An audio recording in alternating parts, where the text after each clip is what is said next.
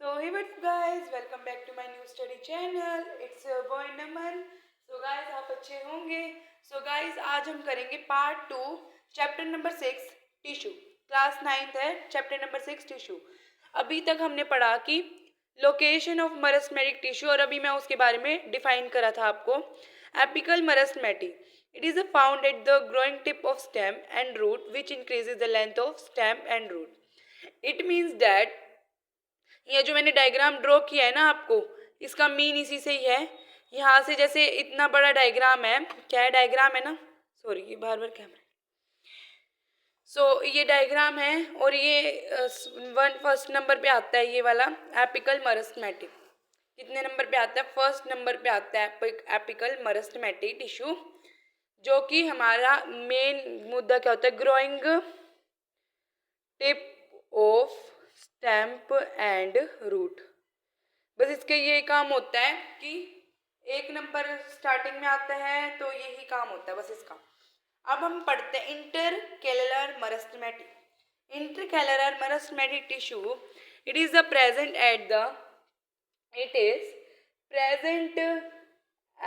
The लिखो अच्छा internodes near the modes. They help in the growth of internodes. It means that, अब ध्यान से देखना, ये डायग्राम दिख रहा है ना आपको, ये है हमारा क्या है? ये हमारा यहाँ पे हमारी एक ग्रोइंग टिप है, यहाँ पे है इंटर कैलुलर मरस्मेटी है. ठीक है, ओके. यहाँ पे एक हमारी ग्रोइंग टिप है. ओके. तो गाइस थोड़ा सा ना एरर कनेक्शन था, तो अभी ठीक हो गया. इंटरकैलुलर मरस्मेटी मीन्स डैट, यहाँ पे एक है इंटरकैलुलर मरस्मेटिक उसमें डायग्राम्स में. इसका मतलब ये होता है, ये ना बिल्कुल बीच में प्रेजेंट होता है, जहाँ पे इंटरनोड्स निकलती है. जहाँ पर क्या निकलती है? इंटरन्यूड्स मतलब ये जैसे एक पतली पतली ऐसे ऐसे निकलती है ना, ऐसे डायग्राम में ऐसे दे रखी है ना, ऐसे करके ऐसे ओके, ऐसे निकलती है डायग्राम्स में. ओके, ऐसे करके सारा ये डायग्राम ऐसे ही है सेम. ओके, ये रहा डायग्राम आपके सामने ही मैंने दे रखा है. ये रहा डायग्राम बिल्कुल सेम. एग्जैक्ट तो नहीं बनाया क्योंकि एग्जैक्ट में पेंसिल से एग्जैक्ट बनाना पड़ेगा मेरे को. ओके, इंटरकैलुलर मरस्मेटिक का मतलब ये होता है, और इसको हेल्प मतलब ये ग्रोथिंग में हेल्प करते हैं. हेल्प किस में करते हैं? Internodes help in growthing. Okay, अब हमारा थर्ड लास्ट पॉइंट है, what is the last point? Lateral मतलब लास्ट. Lateral meristem. It means that it is found, एक स्पेसिफिक जगह है. It is found on the lateral side, मतलब it is found on the lateral side means that last में हमारे ये diagram दिख रहा है ना, ये वाला, ये हमें लास्ट में मिलता है. Lateral side of stem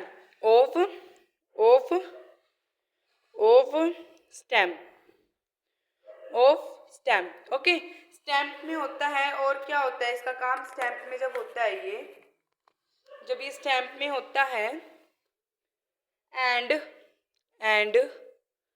roots which increases the girth मतलब, एक मिनट, गर्थ भी बताऊंगा मैं आपको. गर्थ क्या होता है? Of stem and roots. मतलब अभी मैं आपको एक डायग्राम बना के दिखा दूं, यही सेम डायग्राम बना के दिखाऊंगा. ओके, स्टार्टिंग यहाँ से हुई. ओके गाइस, पेन से ना मुझे अच्छे से बनाना नहीं आता, थोड़ा सा हंसना मत मेरे पे डायग्राम्स पे.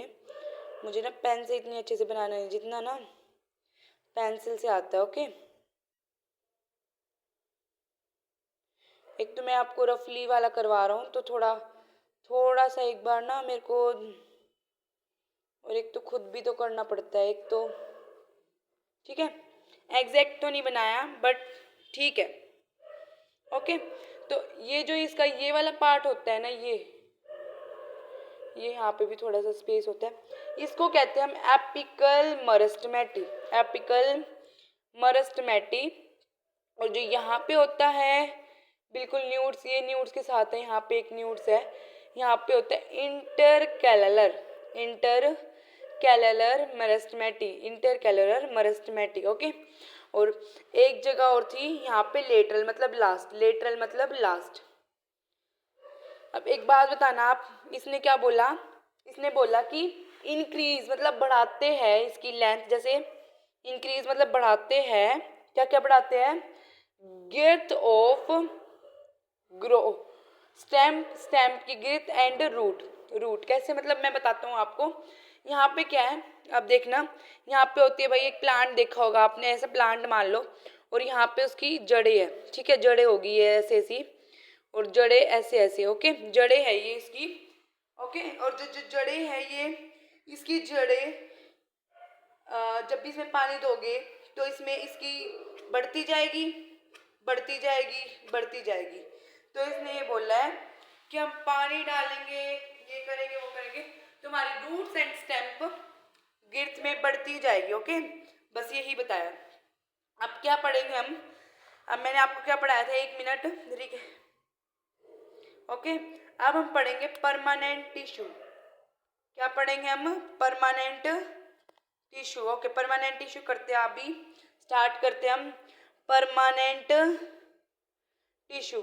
अब एक बात बताऊं, बहुत लंबा चैप्टर है, बहुत लंबा, इट मीन्स आपको कितना टाइम लगेगा, अगर बहुत लंबा चैप्टर है, बहुत ज़्यादा टाइम लगेगा आपको, जिसमें आपको डायग्राम्स भी बनाने पड़ेंगे, मैंने सब कुछ बताना है। अगर मुझे, आप खुद बता देना, अगर मुझे 1 शॉट में समझाना है, आपको 1 शॉट में भी समझा सकता हूँ इस चैप्टर को, बट मेरे को इतने दिन इसलिए लग रहे हैं क्योंकि बच्चे अच्छे से समझ जाएंगे चैप्टर को, ओके।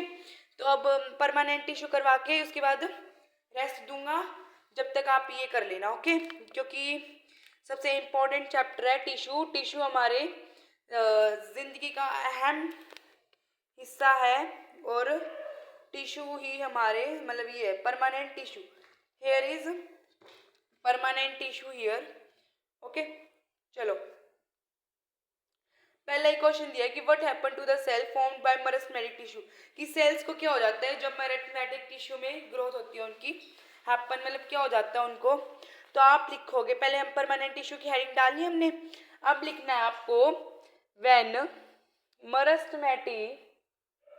मेरिस्टेमेटिक, अब उसका आंसर ही लिख रहे हैं हम, loss the ability to divide, they take up another specific role, they take up another specific role by taking, okay, they help in taking a specific role by taking permanent shape, size, functions and become permanent. This process is known as known क्या होता है इस process का, differentiation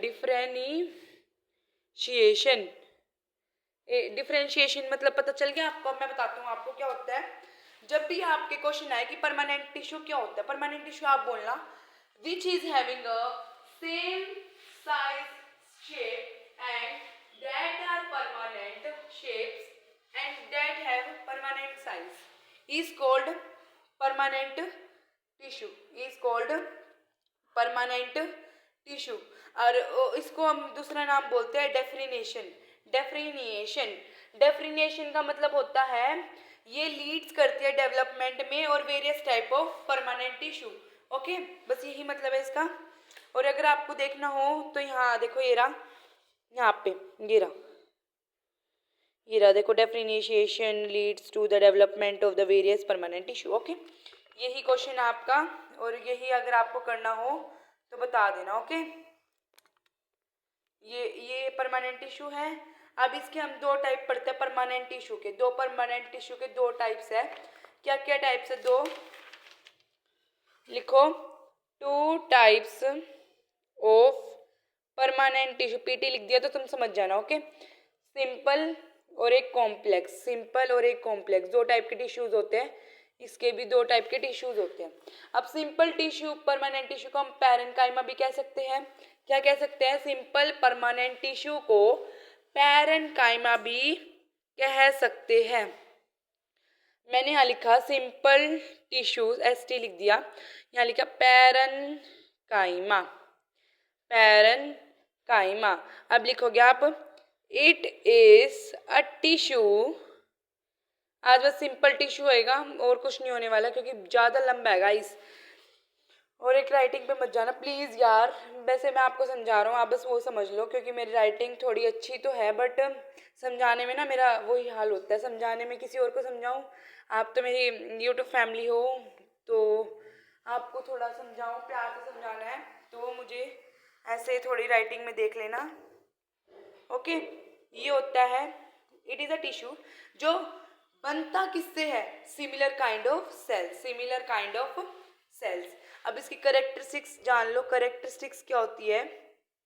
characteristics होती है, first characteristics are, चार characteristics इसकी।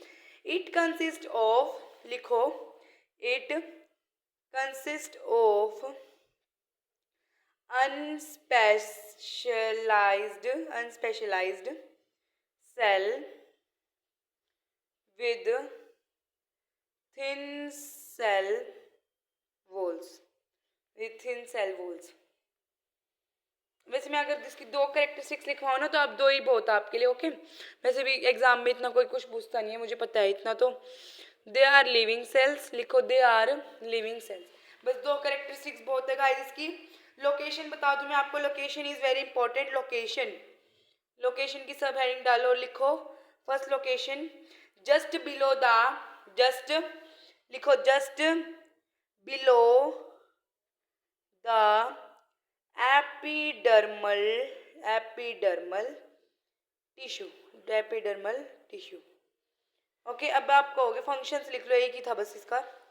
Functions है, they found, they formally stored food, they formally stored food. और एक डायग्राम बनाना भी इसमें, ठीक है, एक डायग्राम बनाना है। कौन से वाला डायग्राम मैं बता दूं आपको। One main diagram is this. Okay, which diagram? This diagram. It is very important in this question. Okay, it is very important in this question। ये आपको सारे डायग्राम बनाने हैं, सारे important questions है, सारे important है, important and this is main important question। बहुत लंबा टाइम लगेगा आपको समझाने में आपके लिए। अब एपिडर्मल टिश्यू, अभी तो एपिडर्मल टिश्यू पूरा भी नहीं आया है, अभी तो एपिडर्मल ही हुआ है बस। एपिडर्मल टिश्यू पूरा नहीं हुआ है अभी, तो इसके बहुत सारे सब पार्ट्स रहते हैं। आज के लिए बस इतना ही, तो मिलते हैं जल्दी नेक्स्ट व्लॉग में, नेक्स्ट स्टडी चैनल में। तो गाइज अब के लिए बाय, मिलते हैं जल्दी नेक्स्ट स्टडी चैनल में। And subscribe, like, share, comment my channel and enjoy my videos।